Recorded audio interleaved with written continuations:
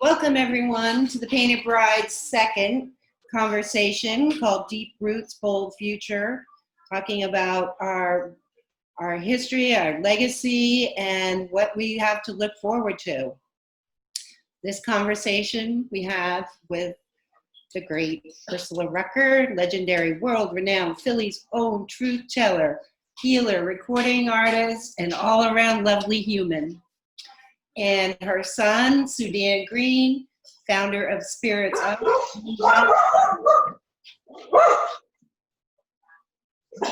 Come here, come here. That's not my dog barking, but they do bark. So I want to hand it over to Ursula to start this conversation. It's unscripted, in the moment. I love all the background sounds. It's so imperfectly perfect. I'm getting the mutes going. No, but it's like, you know, we've been so hung up on whatever perfect is when none of us can achieve whatever that is. And so I've actually kind of enjoyed the imperfections of this mode of communication. When cattails walk by the screen, or somebody's grandfather is out the window, like mowing the lawn or something like that. But anyway, hello, Sudan. What's up? Yeah, there's zero I can do.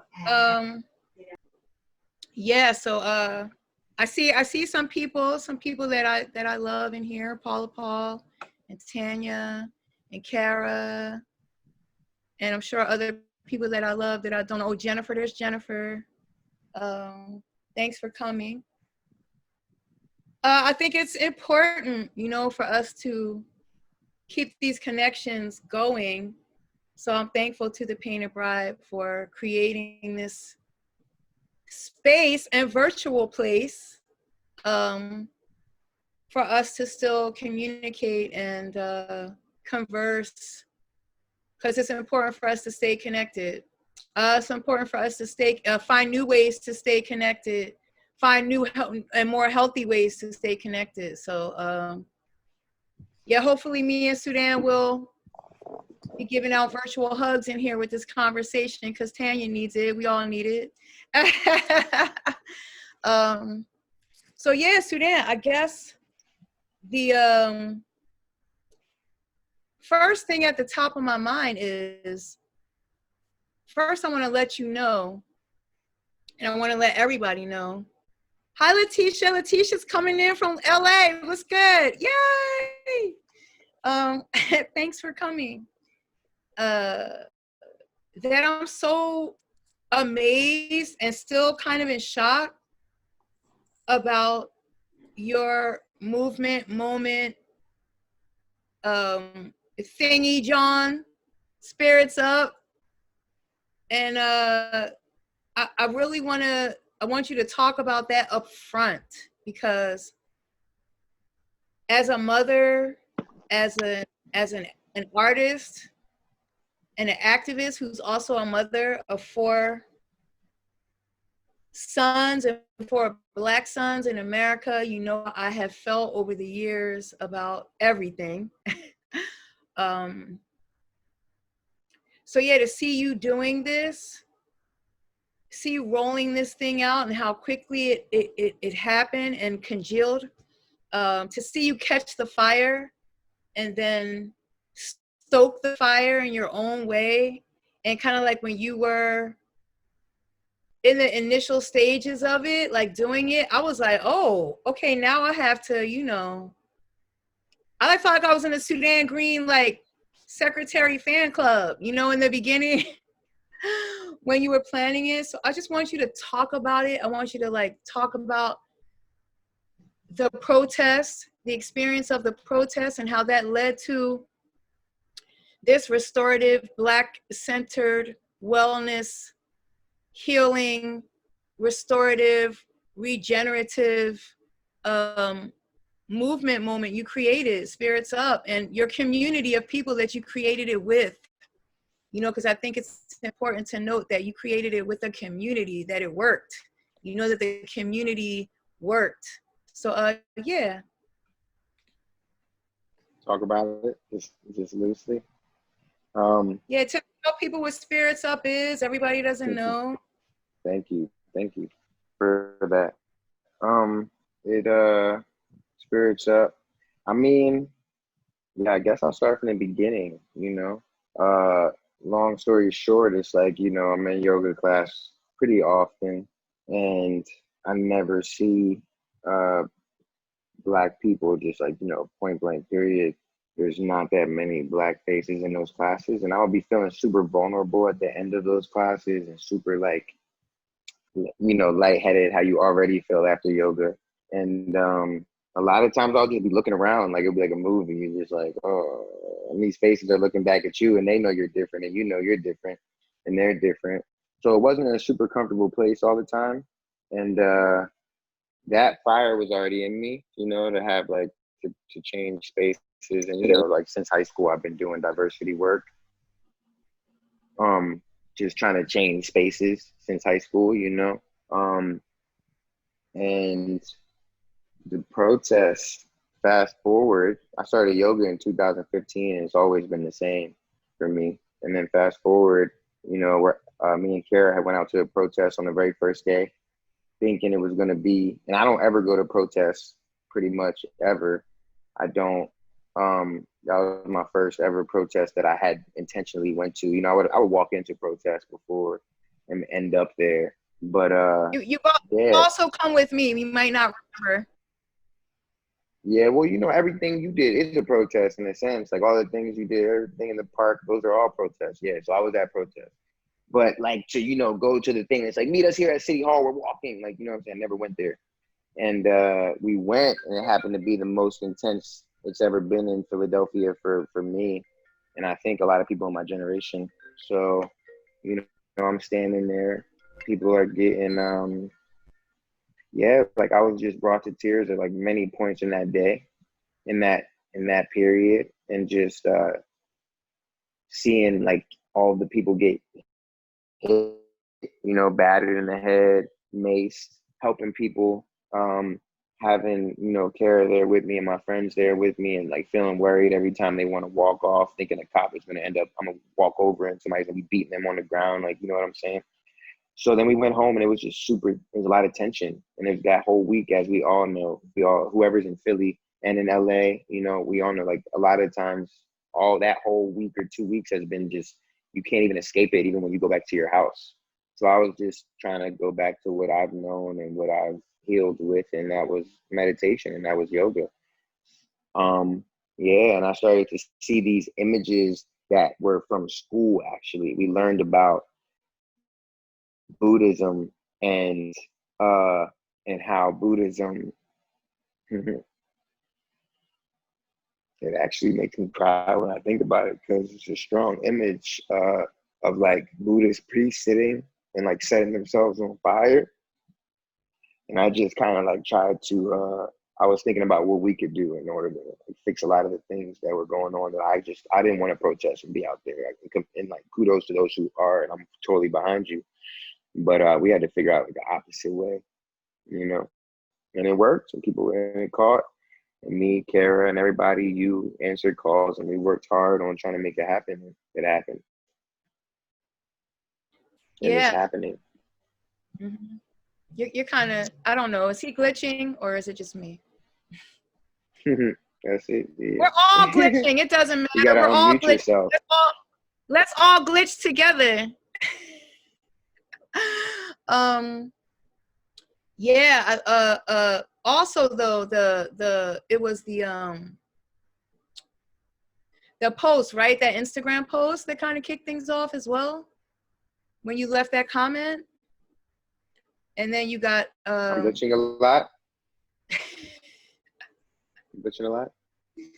Yeah. Can you hear me? Well, so I'll just talk until Sudan figures out the technical issues. I loved hearing that story. The history of something is always interesting to me. All right. Well, now you're all the way down there, Can Sudan. you guys hear me? Yeah. Yes. Look how he's frozen. Look how he's frozen. Anyway, so Sudan had commented on a Instagram post. That's how it happened so quickly. And he didn't feel like the Instagram post really, it was like an Instagram post speaking in solidarity. And he was like, yeah, but you're being vague, you know, like, let's talk about what's really going on. And I think that's what kind of sparked everything. And next thing you know, the ball was rolling. You know, a line of communication was opened up, and it's like, oh, what can we do? And I think it was a really weird, volatile, but also fertile ground for change and communication and action.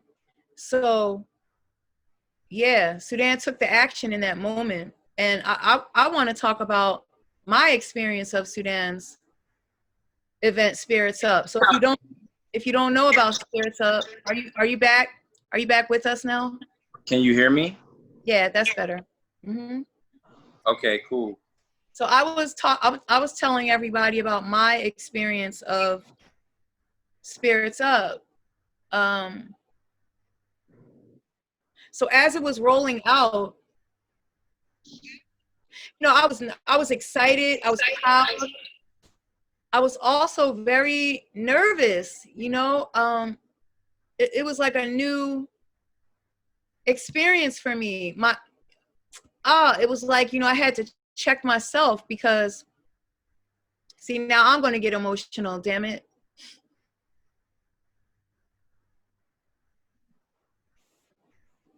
It had been all these years, you know,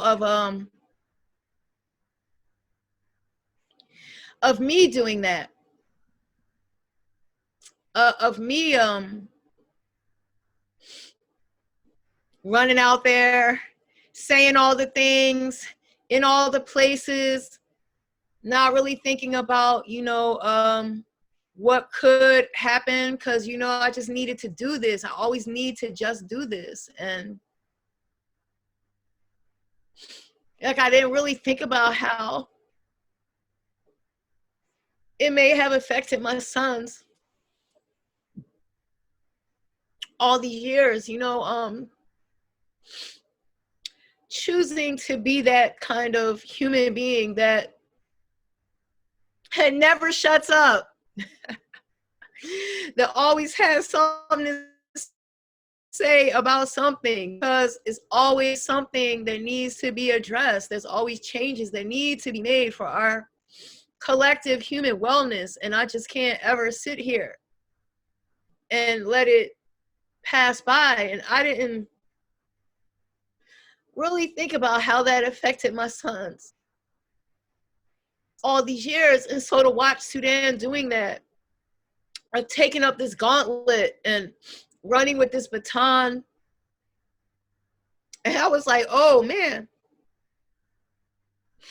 you know, now I'm nervous. Like, I'm nervous for his safety. Then I was also thinking about all these years and how they felt.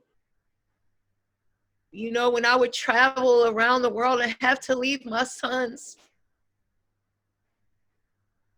It's one of the hardest things to ever do.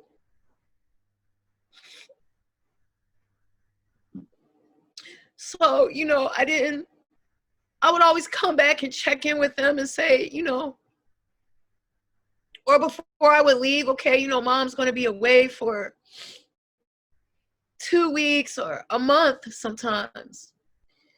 Yeah, you're going to be okay, you know. And then I would come back.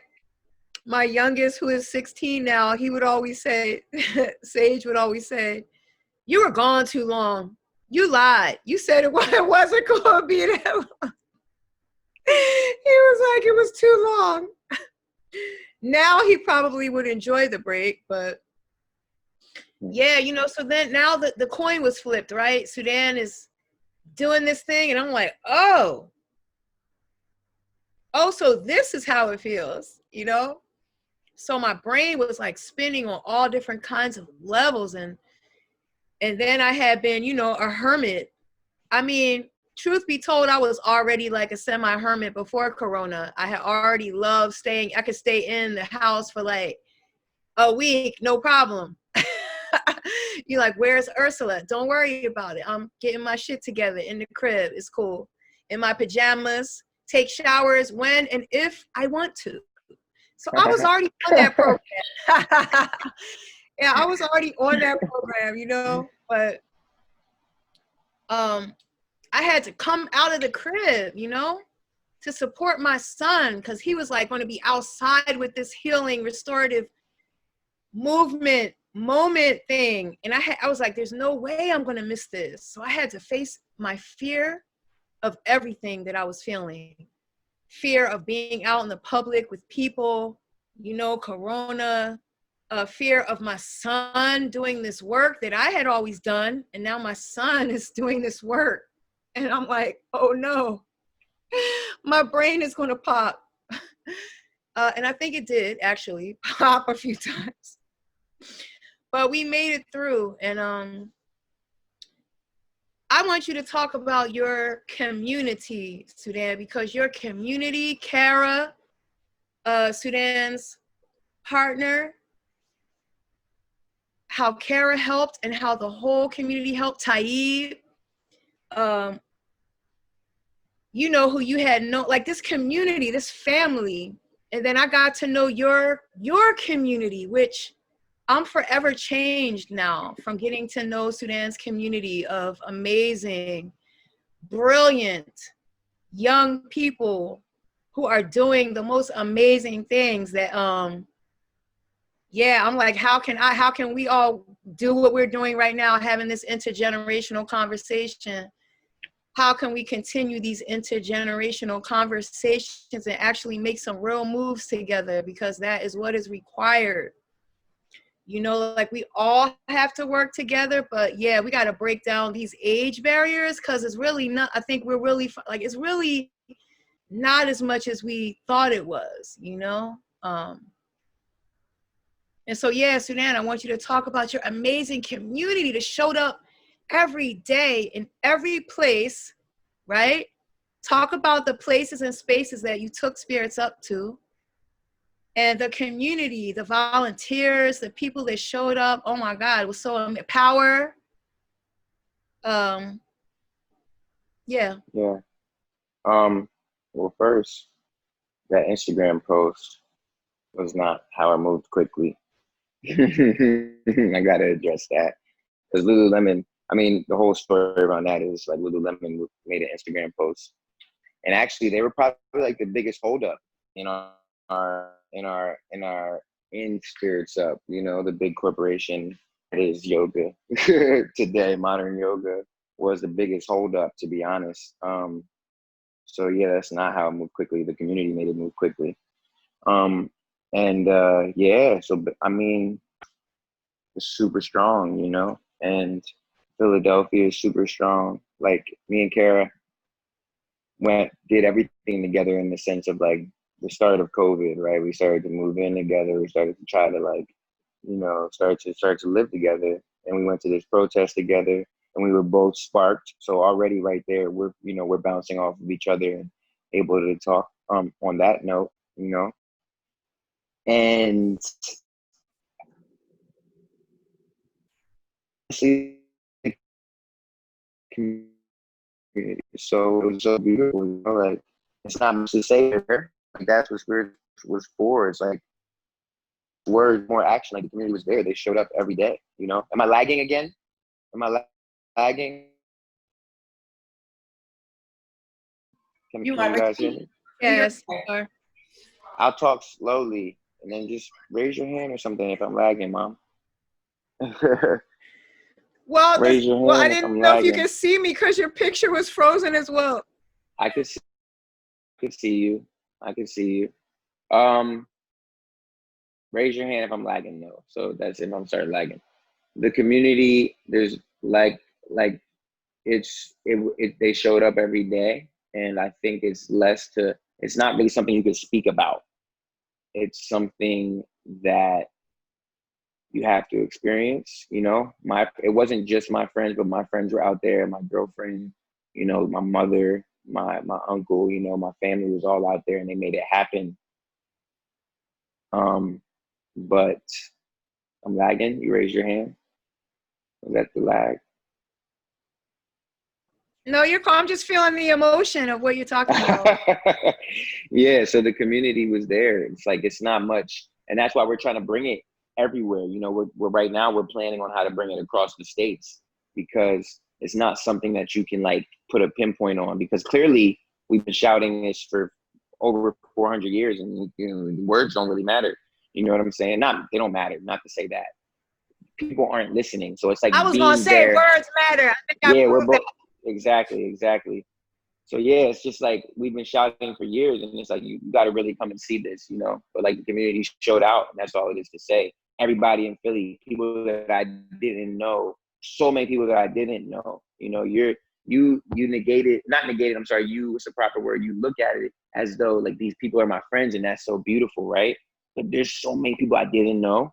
Like so many of those people I didn't know. I actually told Kara at the end of the week, I was like, yo, a lot of my friends actually didn't come too. A whole bunch of my friends didn't come. And I'm like, oh, but it's because it's COVID. You know, I'm not going to be mad at them. But so many people I didn't know. And like this new community of people showed up. So yeah. Yeah, it was pretty spectacular, everyone. I mean, if any of you had been there. And anyway, new mama Caitlin Green is in the house, so we got to like brand new mama in the house. That's what's up. We got that brand new mama baby energy up in here. That's good. Blessing everybody. Yeah, but you know, because you're always wondering who's going to show up. Yeah. When you do something, when you play, like Laura Raska can relate to this, having events at the Painter Bride, always never knowing if Jen Cleary, you can relate to this, who's going to show up, put all this time and effort into this event, who's going to show up, you know. But every day, more and more people showed up, and not only did they show up physically, they showed up, you know what I mean? Like they showed up with their hearts, they showed up open, ready to. My favorite part What? was when we were in Washington Square, and that was a hard day because it was very like if you think about, we definitely had a what the funny word is, a Karen moment, but we definitely had somebody like come up and try to, you know, talk over me, and the whole conversation on that. So that day was a tense day, but my favorite part was like the next day when we were in Rittenhouse Square, and I'm like I'm in mid pose, and then I look up and I'm starting to see like different people start to walk in and like just hop on the grass and start to do yoga and start to practice, no matter how deep into the class we were. And then I look over to my right, and there's this like this like, she had to be in her in her like 70s or 80s, and it was just like super like older white woman just like killing it right next to me. And I was like, and she looked over at me and she just came into the class, and then I saw like so many others, you know, just start to join in. I looked up, and if you ever been in Rittenhouse Square, it's like split up into all these different grass patches, and we claimed one grass patch, and I looked at all of these other different grass patches, and like people were just hopping up doing yoga on their towels, on their whatever they were chilling there on. So that was like one of my favorite days to show like the community, you know, like everybody just started pouring in. It was cool. Plus Wallow was out there doing yoga. Mm-hmm. Wallow And doing yoga. And Fatine. Fatine from Kindred. Fatine was out there. Big up Fatine for coming through. And on a deeper level, for me, I never really spoke to him about it or talked to him about it. But for me, just to know that he said it was his first time doing yoga, and he's a very, you know, like devout Muslim man. That was a big thing for me, you know, to see, because, you know, I read about certain things in Islam and how they, you know, push away the ideals of yoga. So, you know, just to have that be a first time for him out there was cool too. Because what you were doing was heart work, you know, like a lot of times I call, instead of just saying artwork, I call what I do heart work, you know, because it comes from the heart, is to communicate with all the hearts if they will be open to this kind of communication. And we just keep trying, and you, like, you know, you did something really miraculous, magical. I felt the magic each time I was there. And It was. yeah, so like Letitia, he's gonna be bringing it to LA. Heads up, when everything opens back up and we can, like, you know, do things and stuff like that, traveling, whatever. Or he might just come renegade style, because we're gonna have to do something at some point. We're ready. Let me know, especially like how you decide your public spaces, where you wanna be. Word. See, we know people. We know people. We can do things. This is like a people, spirit, heart, powered movement, and it's Black centered, and it's unapologetically Black centered. All are welcome. If you down with this Black center, you are welcome. If you ain't down with this Black center, you might have a problem. But it's for everybody. It's for everybody. It's for everyone to come and heal together, honor Black stories, Black histories and herstories, and struggles and pains and joys. Celebrate our joys, celebrate our inventions, our place here. Honor the fact that we need a lot of healing as a people, because we've been through some shit. And then see that all of us as human beings need collective healing, because we all been through some shit, and we can help each other. And this is real. This is not a right, Sudan. This is real. You exemplify this. It was like multicultural, multi-age, multi everything. Yeah. Oh, and power. Tell everybody about power right quick before we Yeah, power is an interesting like coalition, I guess you could call it. They were a group. So it was important for us to have protection, but as you know, the only people that usually come to anything to protect a large group is the cops. And as cops are over there beating the same people that are coming to get healed, you know, we had to try to be creative. So Taib actually had the idea to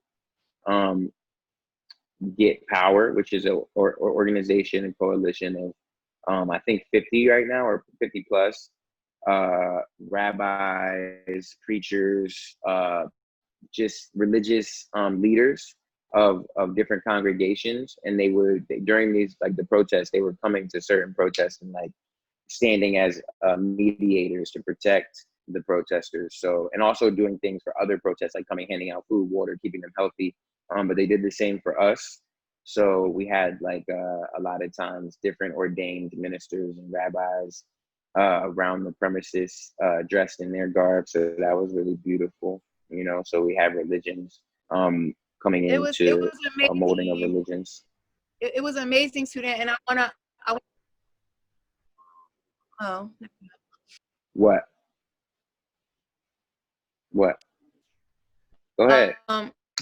Yeah, it's better if you on that, because it's better if you talk about it a lot. So powerful and real that, well, one of the women that I met there, Nyla, who was one of the power security people at Washington Square that day, which was the roughest day. It was a weird energy there that day. We had to, like, you know, we had to have our heads on swivel. It was like a weird energy at Washington Square, to let it be known. But yeah, so I met her there. And now this Saturday, I'm part of a healing, restorative, meditative moment on Saturday at 1 p.m. called High Note, that Nyla is, you know, part of. That's a monthly thing. And so now I'm doing something with Nyla, and I wouldn't even have, you know, known her were it not for your spirit self. So anyway, everything's connected. And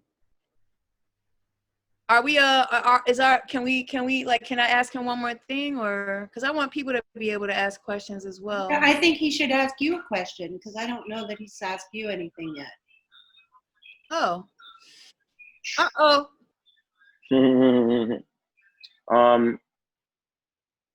It's not really a question, but it's more of like a query for us both to talk about, right? And so something that's been on my mind, and it's been on, and we've talked about it, and you said you want to be more intellectually, not intellect. I want to raise the question of how we stand up for the lives of people who are non-binary and trans in this community. I wanted to raise that question to all of us because that is something that has gone under the radar for me so much. And it's like, until Spirits Up, that was one of my biggest revelations in Spirits Up was shedding light on that community and being there for that community. So as a Black man, I've been really like trying to figure out how to be there for Black women, Black trans community, and the non-binary community. So I was wondering how you have done that in your years, or how if it has went under the rug in your years as an activist, or you haven't been totally aware. How are you doing it now, or how did you do it in the past, and how are you continuing? I love that. That's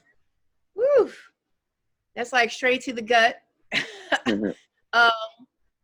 Yeah, I mean, I've been sharing with you my experience of that too. Like, yeah, I feel like on all the fronts that I fight on, and I'm like thinking I'm fighting like communally, but you can like pinpoint and focus, like, so you get a feeling for where focus is needed.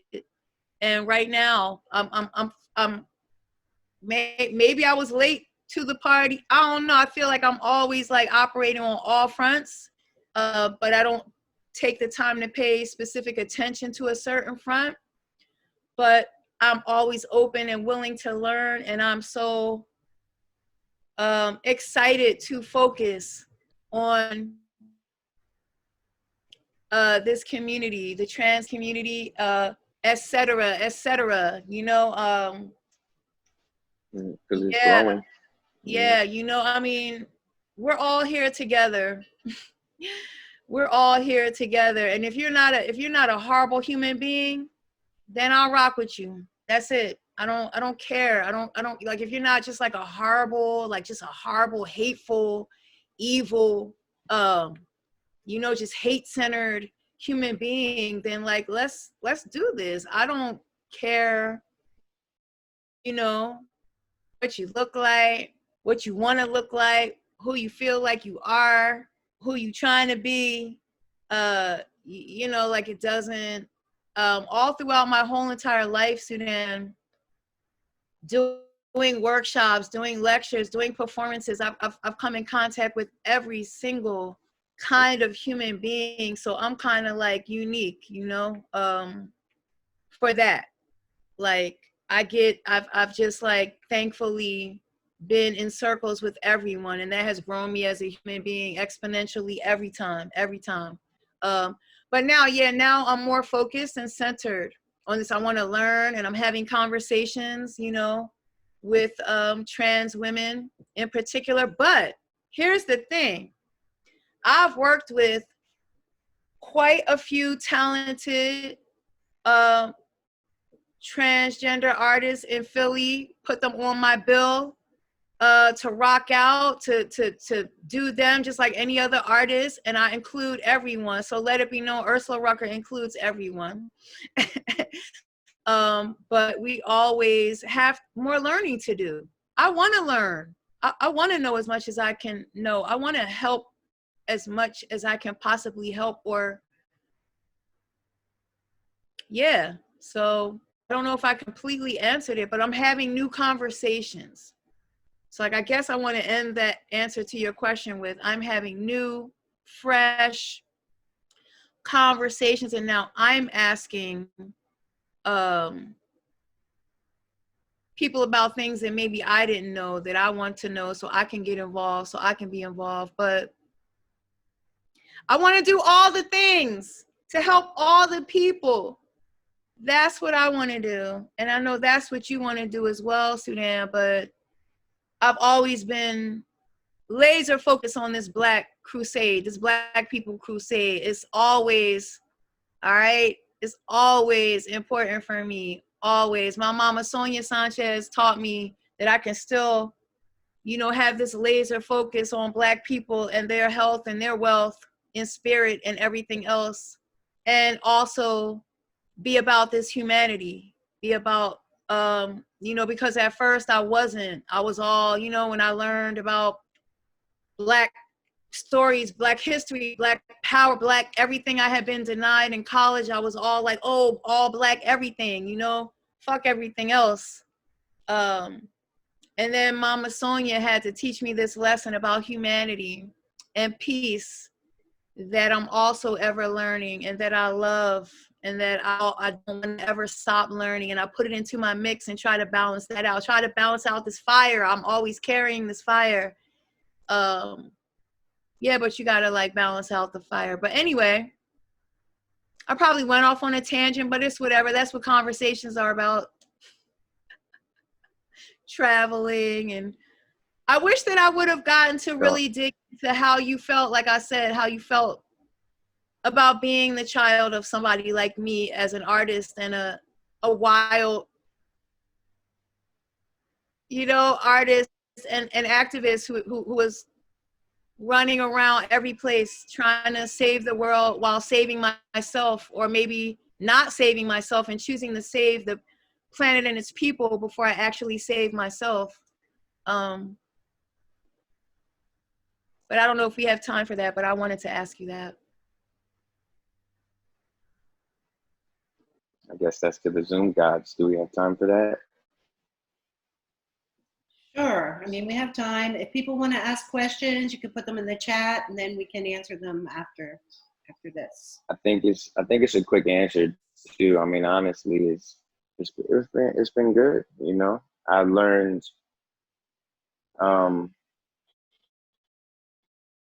It's a whole life, so it's either you want the 20-minute answer or the or the quick one. But it's definitely it's taught me a lot on how to move, but also how to not move. You know, because of things that were out of your control as well. You know, things that also again systemically were against you. And the people, I mean, you know, the Spirits Up wouldn't have happened if you weren't an artist, because Taib wouldn't have been your manager, and Taib then wouldn't have been, you know, like family to me, and you know what I'm saying. So, essentially, Spirits Up wouldn't have happened if you weren't an artist. Literally.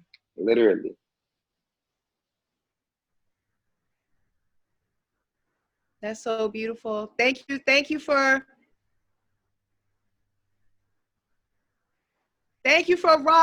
rolling and riding and rocking with a sister, son. Nah, I used to Thank sleep. you for. Used to have me sleeping. I was sleeping in a little booth while you're performing. I'd be like, Mom, I'm tired. I gotta go to bed. We'd be somewhere in New York. I'd be like 15 and SOBs. Like, oh my god. Look, I bring babies into nightclubs. What's good? You have to do what you have to get it done. You have and guess, and more ironically, I went into my first nightclub at 21 with you too, with my ID got for Louis Vegas. Remember? We took a picture. At 21. I've been in the nightclubs before, but my first legal nightclub it was with you too. So for Anane Vega's birthday party. Yeah. Right? Yeah. More to come. Let's do this. I'm here for you.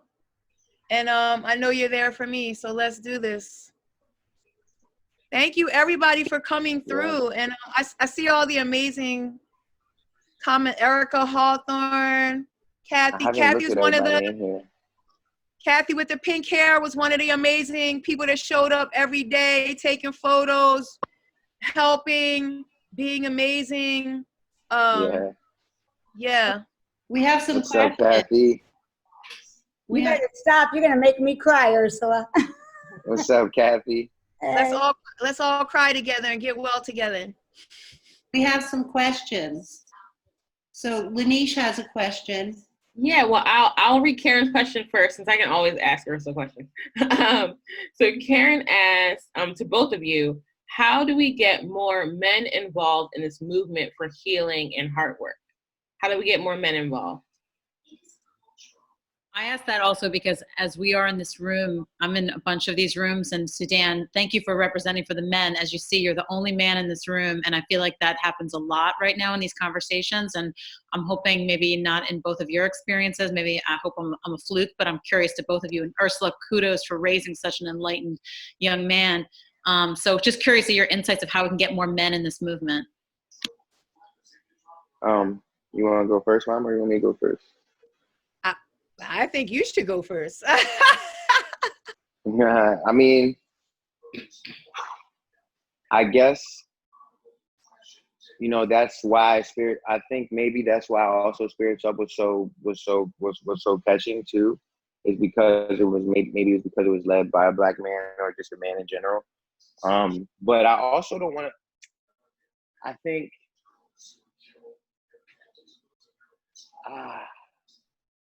I think personally how I want to answer that is I want to start doing things like I want to have a class where it's just Black men, or a class where we're doing a class in a week or so where it's just mothers and their children, you know. So I think just creating more spaces for Black men to be vulnerable first, and men to be vulnerable first within themselves, maybe even with a group of people who of women, because I used to do fish bowls in high school, right? Like these things called fish bowls, where if we were having a big problem, what, you can't hear me? Why'd you raise your hand? You're good. Keep going. So yeah, we used to do these things called fish bowls, where a lot of times in high school you'll have like a group of boys acting a certain way to a group of girls, or vice versa. And my school was very like, it was a Quaker school. So we would sit down and the boys would sit in the middle and hear out all the problems that the girls would say. We were not able to say a word.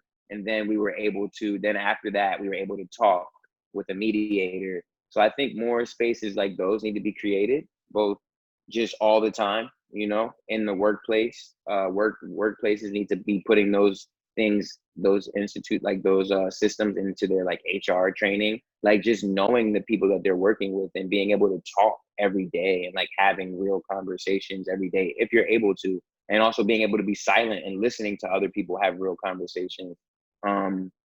That's what made me vulnerable, I think, and also having my mother and being raised the way I was. But in high school, when I was like kind of like going that high school boy route, what really rerouted me was my mentor, a woman, sitting me down in school and saying like, let's start to talk about these things, you know, like, let's create these spaces to talk and like work it out. And I'm gonna have you facilitate it. And I know you've had a lot of trouble with school, but I'm gonna have you facilitate it because I see something in you. So just like having faith in those men and having faith in those people, and like just really like creating places to have conversation.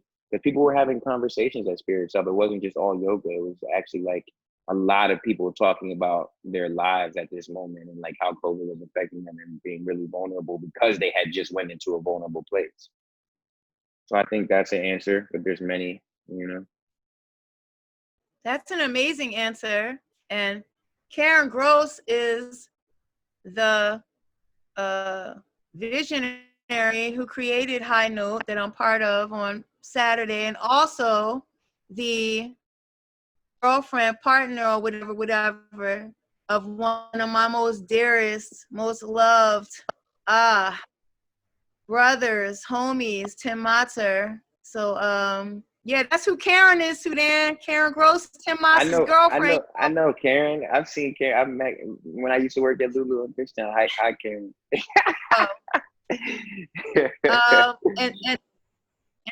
And hi Sophie, and what's up, Emma? So, but thank you, Sudan, for that. Yeah, more fish bowls. More fishbowl. I love that idea. I keep saying to everybody that, and like, if people get tired of me saying it, it doesn't matter. You know, I'm going to just keep saying it, that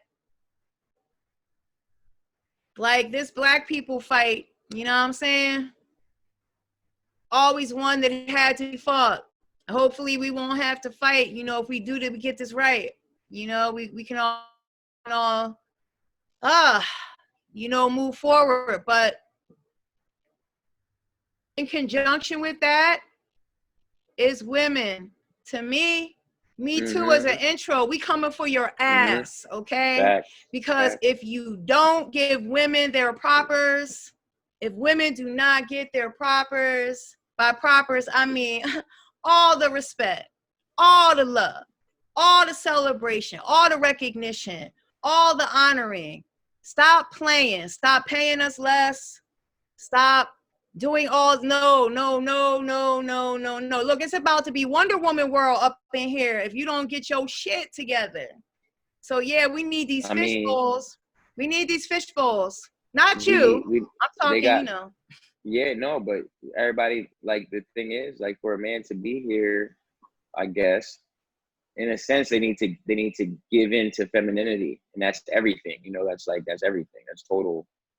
Because I feel like we fight femininity a lot, you know, and a lot of men are forced to. Oh, it's what men seem to fight is the female energy, which is neat. We like women have we all code switch. We all code switch. Okay, all have all of this stuff inside of us. I have a lot of male energy throughout my life. I've turned to androgyny many times, you know, like I would, go completely, like, I mean, so that this is like, but yeah, and then break down those, like, we carry all of these energies, and all of these energies can balance us out, you know. I'm not afraid of my, what would be considered male energy. It's mine. It's all mine. If it's in me, it's mine to use. It's mine to wield and put to use any way that I see fit. And men have to stop. The female energy is a gift. Female energy is power. It's power. It's a gift. Okay. You know, it's a good song. What? Amir Suleiman. I love you. Or no, my brother. Is it brother? Where he just talks like he's talking to not only his brother, but just men, Black men in general. Oh yeah. Yeah. I mean, like he said a lot. You know, I want to hold you. Like, say things like, you know, I don't know. I'm getting off track. No, I love that. I love that, and I love Amir Suleiman. I wanted to share Zoe Toy's comment and empathy. Being in touch with your emotions shouldn't be a feminine trait. It should be a human trait. That's what I'm saying. You know, like, for intents of communicating in this room, since we're talking about male and female, but it's all, but yeah, you know, that's evolution. So we're all, if you're not about evolving right now, you're going to get left behind. Okay, you got to be on this evolution thing. And when we completely evolve, we're not even going to be talking about these separations. And that's going to be, oh, that gives me the chills just, you know, thinking about it. We will all honor each other for who we are, for our strengths and our weaknesses and everything in between, and just make all these things shine and pop and work. And we can have so much more if we stop getting caught up with these limitations. But yeah, there's work to be done. So we got Sudan, you hold such a special, thank you, Karen, for pointing that out. You hold such a special place right now. You are the only man in this whole entire, take a screenshot. No, I can't. Take a screenshot. I'm on my phone. No, I mean somebody else. Yeah, you get the distinction. Don't you feel special? I do. This is how it's been a lot though, being your son. And there it is. Anybody else have a question? I had a question. Just because like Ursula, you've been doing this work since forever, and then you brought Sudan up in this work. Like from both of you, kind of what suggestions would you have for a person who is like just feeling inspired to this work and just coming into feeling like they have a voice around this? Like what suggestions would you have for them on like getting started in doing this?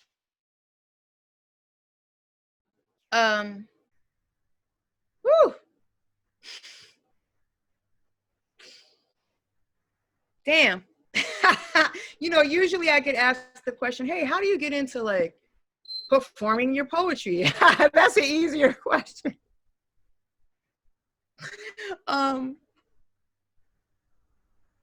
Man, you gotta do the damn thing, Lanish. You gotta like be about it. You gotta not be about narcissism, first of all. And hey, look, that's hard because I'm a Virgo. I came here narcissistic, so it's a challenge for me. But I've learned how to walk. Like it's fun now. Fun. I like to play with the narcissism and the humility and make it all work. Ooh, it's so much fun. So that's something that everyone needs to learn. But yeah, that's an amazing question.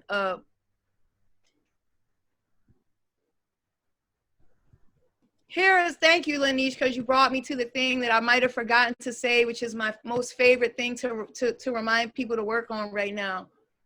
This thing right here, this heart that beats right here in your chest right here that you feel, that keeps you waking up every day, keeps you taking breaths and making choices and all that stuff. Build your compassion in that thing right there first, because you can't do any of this without that.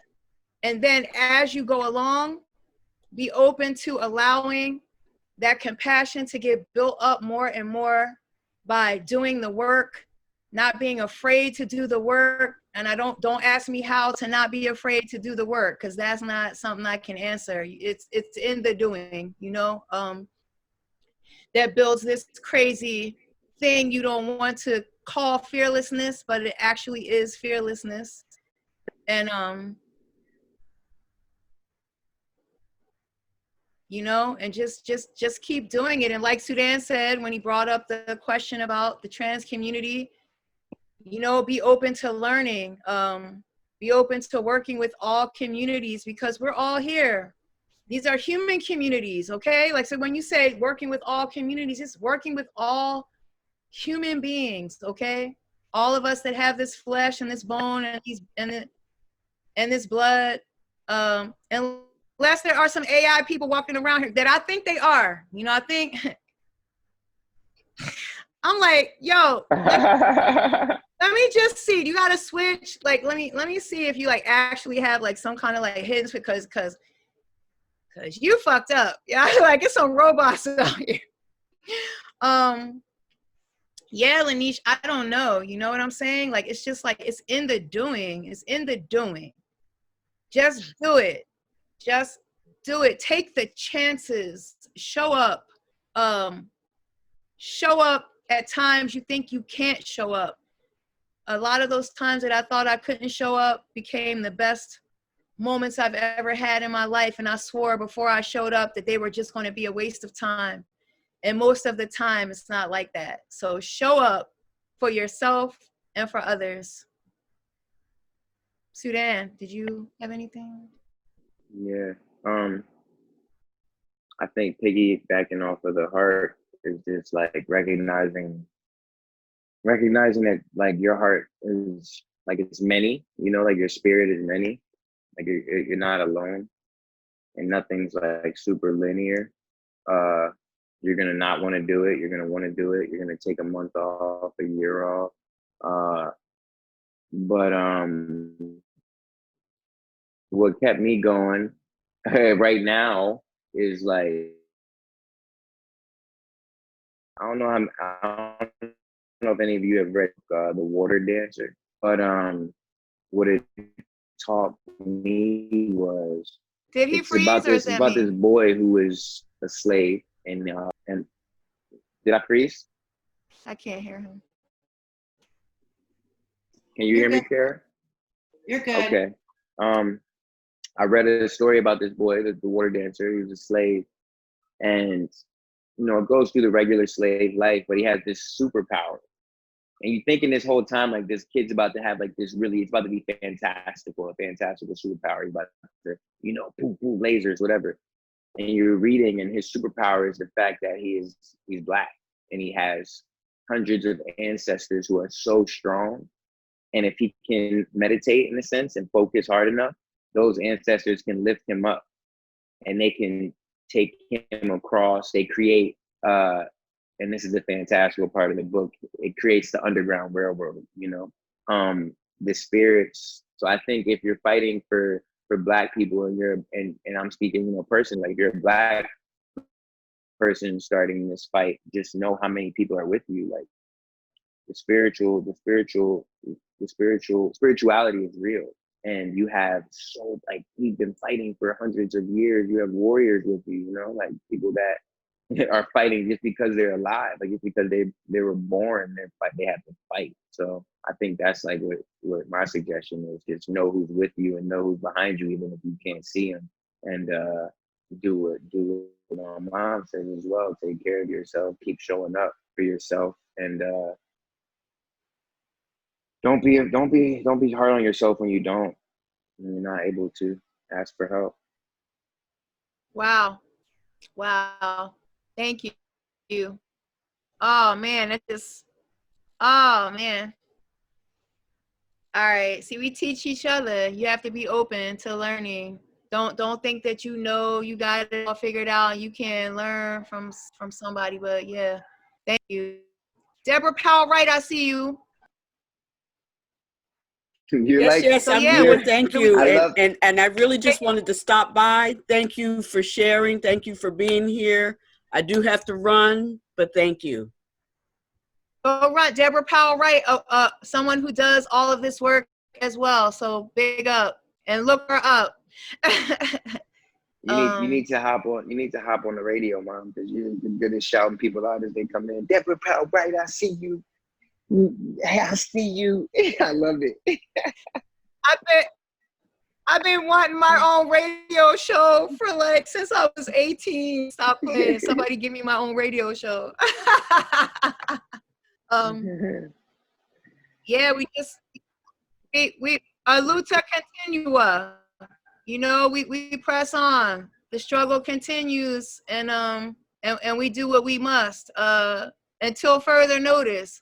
If I get the notice that I'm not going to be doing it, and the art is what dictated it. It's the art. It's the art that led to everything else. It was the art that led me, the freedom in the art and the freedom that the art gives me helped me build my heart up. And then once the heart is built up, then you get led to where it is that you're supposed to be and who you're supposed to be with. And that's just it. Be unafraid. Don't be afraid to let your heart build up. Don't be afraid to let your heart build up to the highest heights that it can go, yo. That's how we gonna evolve. Let's do this. 100%. I'm not gonna I'm giving out the secrets, I guess. But when you just do it, it resonates with so many people. Like, we went camping. Me and my boys went camping. If you feel your people need something, just do it, and do it hard. Because Spirit Sup is even going outside of just yoga. We went camping and we realized camping, we're the only Black guys on that camping in that town, whatever, in general, almost. And people were we made a post and we just shouted it out, and people are trying to now start a people of color camping trip and activate in that way. Already so many people are doing that across the nation. We're not the first, but it's always, if it's resonating in you hard, it's most likely going to resonate in other people hard. I love that, and I believe in that. And yes, I could. Hey, Law Rask, if you want to let me talk all night, I could talk like two people. Well, I love two people love in the hearing Zoom you. room. Thank you. I think we should wrap it up. I thank you both. It's been great. It's been great. Love you both so much. Thank you for Love sharing. you, Laurel. Yeah. And I don't want to leave though. I don't want to. I'm sorry. I got dinner to make. She said sorry. I'm sorry. Thank you all. Love to you all. Hey, Tanya, did you get the hugs? Did you get the virtual hugs? I hope so, because I feel like they were plentiful in here. And yeah, My let's just hug keep. was listening to you. It really was. Thank you. Your voice, your energy. When I first came into Philadelphia, you were the first show I saw at the Painted Bride. And let me tell you, man, I was wondering, because I came from another country, came here, come in, Painted Bride, love the, blah, blah, blah. And there's Ursula, oh, okay, whatever. Dumped me right smack dab into Philadelphia in America. And I have been forever grateful. And I mean that. I mean, Laurel, I don't mess around. I've been forever grateful. And I never told you because we're all doing stuff and feeling it and going to the bride. But you dumped me into Philadelphia so deep, and I was forever and will be forever grateful. So thank you. And your son ain't bad either. See, it was like a cosmic thing that I came and talked to you just now. You never told me that. That is so beautiful. My heart is full. Look, well, mine too. But it's like, I don't know why I never shared. That's so stupid. Let's start sharing more. I mean, once my mouth opens up, you can't gotta have those stop real me. conversations. But it's like, well, Ursula got me to Philadelphia, and I felt totally comfortable after that. Thank you. Hi, Tanya. It's nice good.